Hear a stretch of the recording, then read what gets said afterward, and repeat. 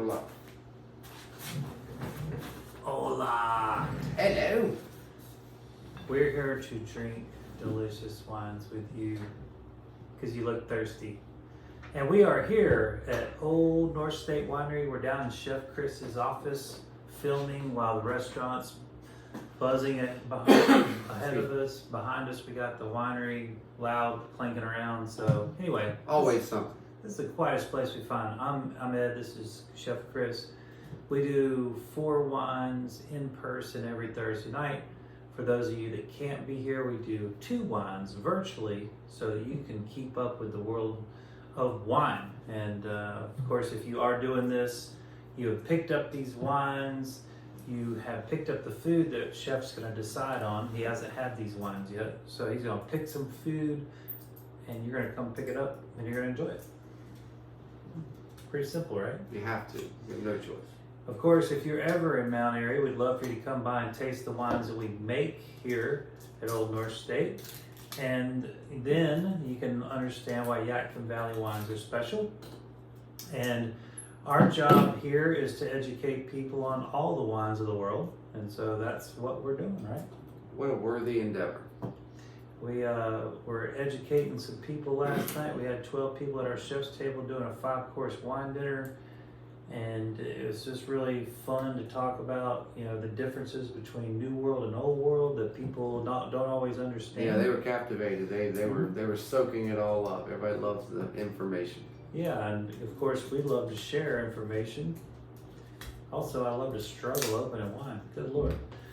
I remember my first one. I know, right? It's like I've never opened a bottle of bubbles in my life. So this is one of our favorite producer, or actually distributors, I should say, the Elephant's Corner, and they supply us with so many delicious South African wines from very boutique, small producers that you're not these mega producers that you're going to see millions of bottles, but literally just a few thousand cases for each varietal each season. So when we get these, we got to enjoy them while we can before the word gets out, because people are going to buy them up because they are delicious. Thank you. I would say that Andy has a very consistent portfolio, and so things go quickly. This one happens to be extremely well packaged, I would say. So if you're kind of looking for something, you know, I would say this would be cool, like a baby Look at the shower. mousse on that. Yeah. Not just a pretty face, I can tell you. That's right. So the wine is appropriately called Gorgeous. This is a rosé, but I mean, it's just barely got any color, as you can see. I think the light's pretty good for a change down here. We've been messing around with the lights a little bit. But this is Pinot Noir, Chardonnay, and just a touch of Cambart. But this is predominantly Pinot Noir. And so what you have here is kind of, well, it's almost like Champagne classic. It is in the Champagne way, or the classic method of fermentation in the bottle. It's kind of hard to tell because they have this sheath over it, but it is done. It's the big thick glass that you expect from the Champagne region. And of course, we've always found that South Africa gives us such value, right? Over delivering. Mm-hmm. Well, the nose is very typical, yeast driven, biscuity, Excuse me. chalky. Oh yeah, fruity, extreme fruit here, nice tart. Delicious tart. Yeah. Boy, is that something. Mm-hmm. So this is going to peach, Like yeah, stone underripe, fruit. underripe stone Yeah, fruit. absolutely. Not sweet, just the flavor, not the sweetness of it. Definitely, yeah. This is one of these bubbles that will please a lot of people. Mm-hmm. You know, I think this is something that if someone they do like sweeter wines, even though this is not sweet. No, yeah, I didn't mean it. I was just the fruit was, but not sweet. Correct. This is one of those wines that, you know, if someone does like sweet wines, this will be a great transition for them because it's fruity, and it definitely will lead you down that path psychologically, thinking that it does taste sweet, but it is not sweet.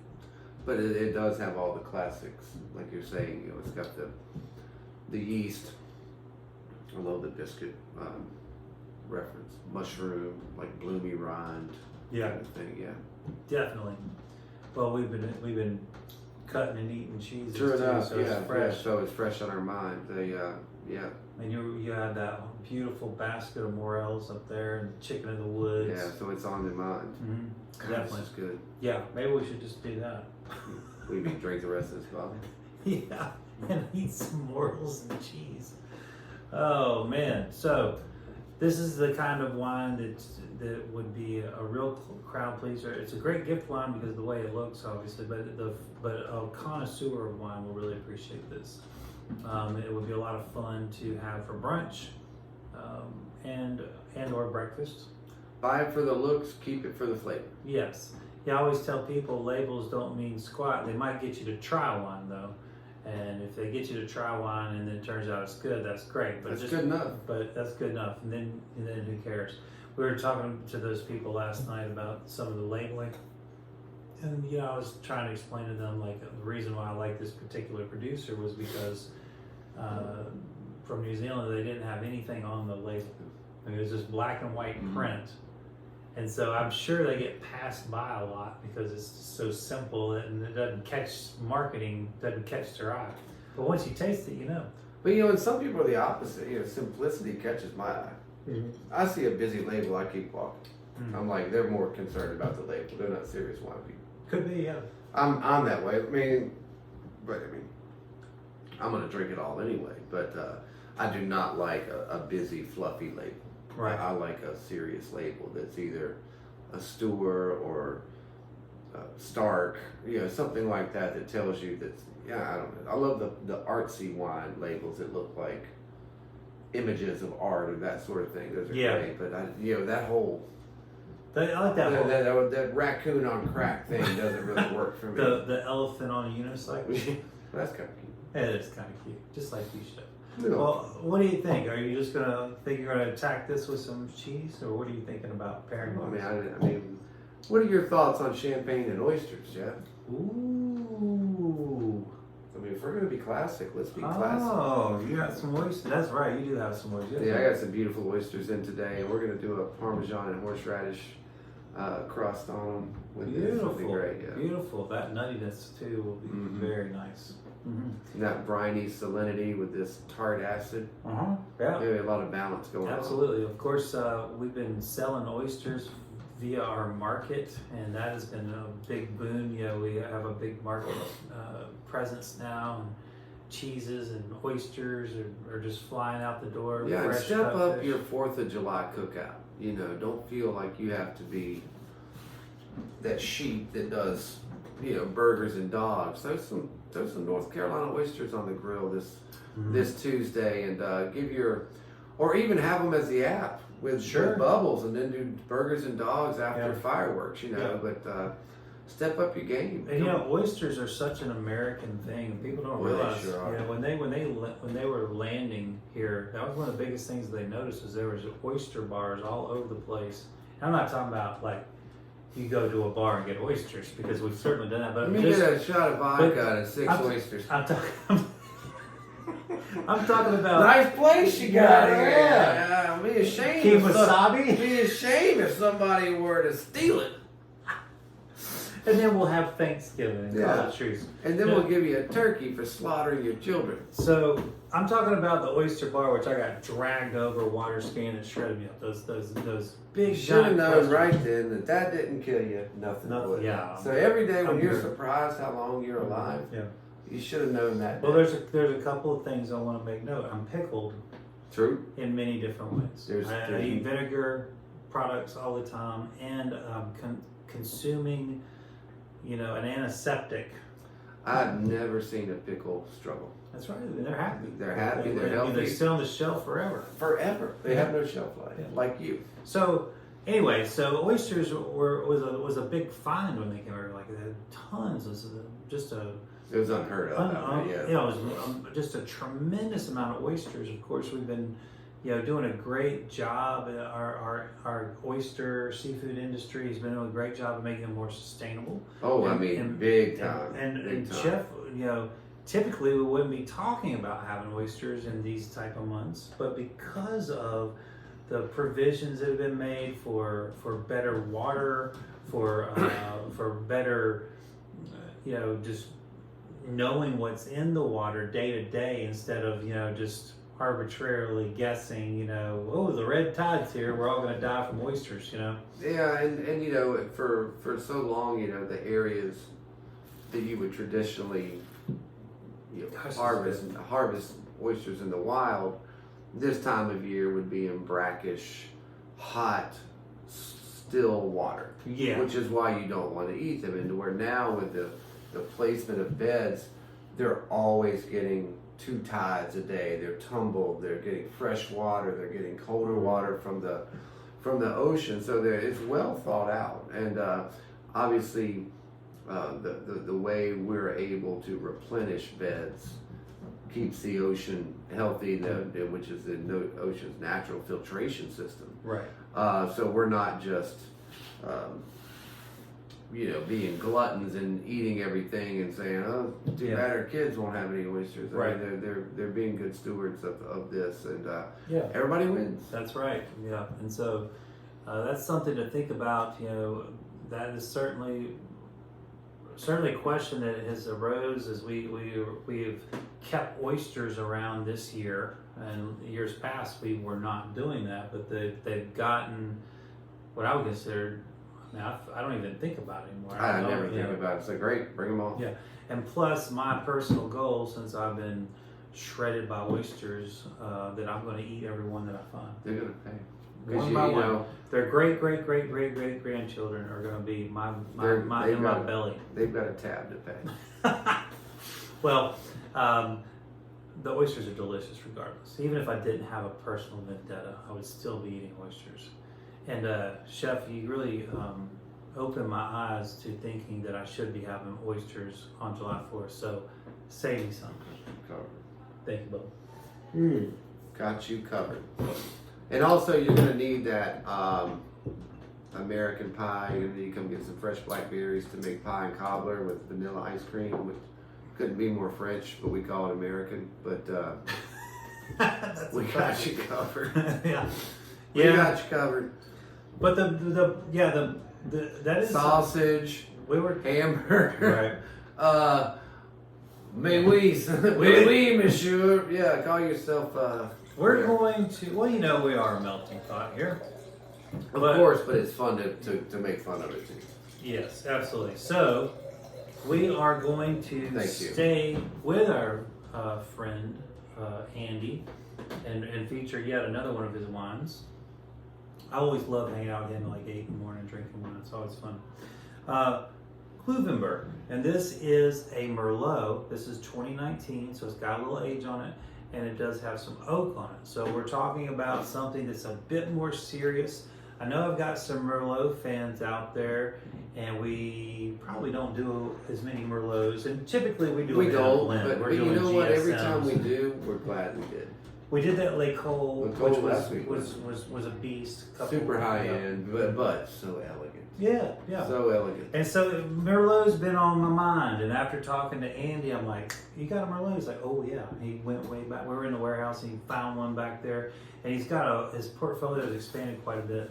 And so this is something that we haven't presented, and I think that our folks are going to like it. I think our cab lovers are going to like it because it does have a bit more boldness than some of the Merlots that I think most people I think there's Merlots out there that people are thinking of when they hear the word Merlot, and they're not thinking of Merlots like this. You know what I mean? No, they're not. They're kind of reverting back to some terrible memory of some joke. And there's some bad Merlots are such a wide range. I wonder if our legions of fans know, though, that coming up, Young Song, Merlot was your favorite grape for a while. That is a fact. And Merlot, what made me understand that wine can be quite serious.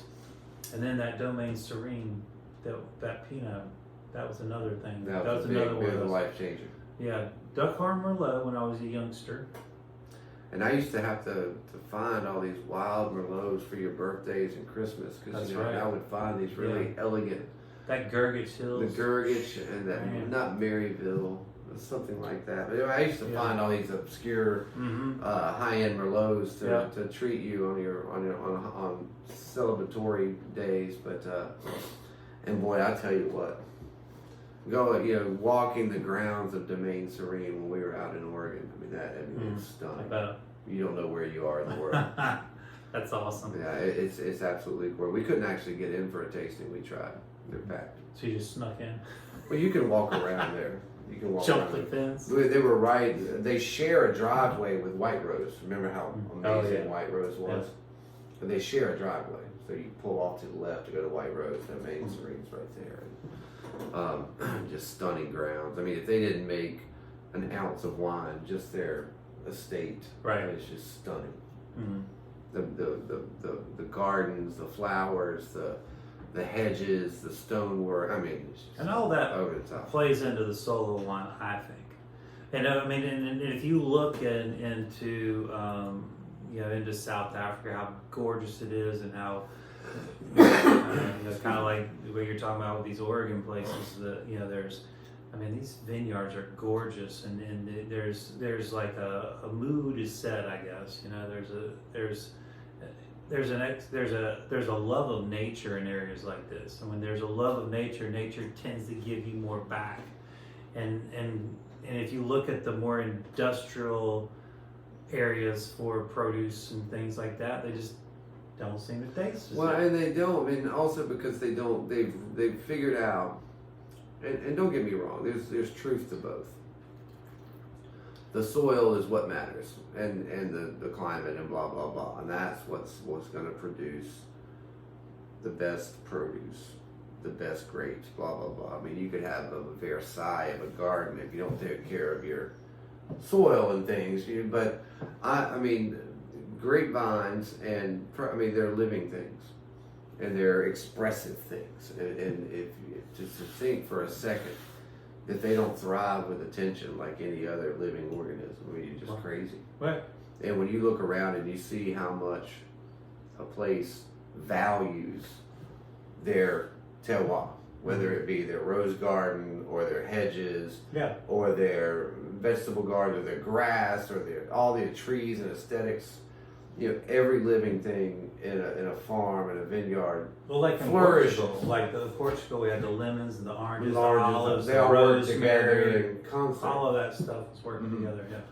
And so it absolutely makes a difference. And it's like if you're in a relationship and you treat your significant other with, if you dote on them and love them, they're going to feel that and love you back. Sure. If you treat them terribly, you'll get the minimum.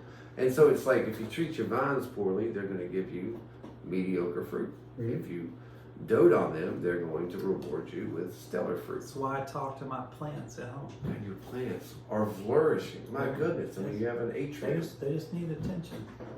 It's an absolute atrium. Boy, did I get off track. Sorry about that, Chef. So, how dare you? Beautiful Merlot. Yeah, took me with you. Yeah, I did. I dragged you right down the wormhole. So we are in Swartland, which is just north of Cape Town, and it is a large area. Of course, now north in terms of Africa is the more north you go, the warmer it gets. But we're not talking about enough distance to like all of a sudden it's 9 degrees or anything like that. We're still down the Cape, still cool, and that's why these wines have such beautiful acidity, because it is nice and cool. There's still going to be enough coastal influence with most all of the wineries in the Cape that there's still always going to be a just nice, fresh, cool breeze. And of course, the minerality down there is, it's just unbelievable. And that always plays a part in our wines down there. And I would say, Chef, I think you agree with me that we always find that South African wines tend to be fresh and stuff. Oh, even the big ones, which I think this is a pretty big wine, but it still comes across fresh. Well, I was going to agree with you anyway, but yes. I mean, absolutely. I mean, they are bright and fresh, but structured. I love South Africa for their soft tannins. Yes. And to me, when I'm looking for a good to great wine, I want soft tannins. I don't want these huge wrecking balls or of any sort, of anything on the flavor spectrum. Yeah. And to me, South Africa, it always delivers harmony. Yeah. And I love soft tannins. Mhm. That's why I love Malbec. Right. I'm on a big Malbec kick this year, and I'm on a big South Africa kick this year. How did I get on South Africa kick? Well, I don't know. Blame it on Andy, not me. Although I will say this, I'd gone through every South African wine I could get out of any distributors, and then someone said, "Hey, there's this guy in Winston, and all he has is South African wines." I'm like, "What?" And I had to go meet him. I love his portfolio so much. And it keeps diversifying It is, and growing, and and he keeps bringing in cool new stuff. I mean, it's he's a great steward. You can't get away from him. Oh yeah. Keep in mind that we will be having him in August, late August, for a wine dinner.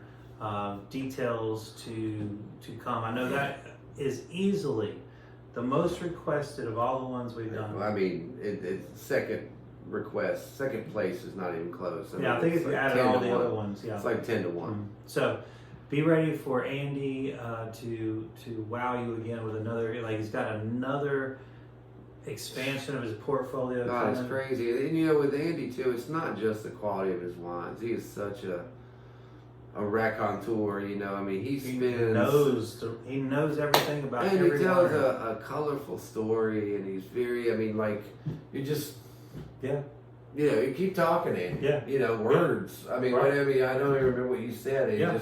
He makes you laugh. He calls you mate. Yeah, which is. I always like that. Mate. I like that too. And you know, thanks, mate. The guy from Greenhouse Towers, he calls us mate. Yeah, that's a cool thing. Chef, of course, he's Australian. I kind of diverted once again from the point. We're drinking this beautiful Merlot, and I never asked you, what do you think you're going to throw at this food? I'm glad you didn't ask, because I have no idea.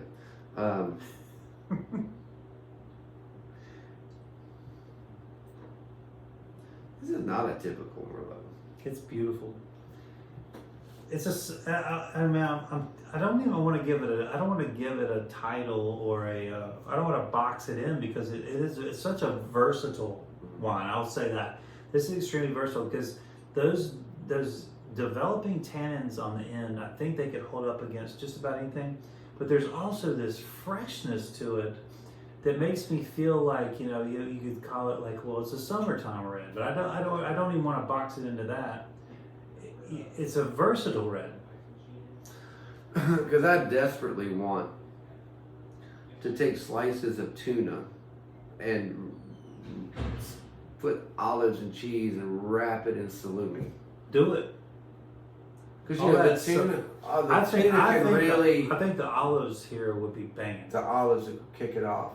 And the fat from the salumi and the weight of the tuna. Because you know, tuna, even a rare tuna has such a heft to it that it can stand up to this. And this heat, you know, I don't want to put a big old meat with it. I want to have something light like that. I think you're all over it. I think it's great. Now, of course, Chef Chris and I are always pairing seafood and red wine together at the chef's table. That's like a weekly thing, I would say.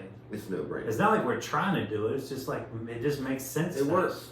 And it's usually going to be Beaujolais Gamay or that really or that nice light Cinsault. Another one that Andy's that Cinsault that he had that we really liked it with fish. Stellar. It was stellar. But reds should not be avoided with seafood.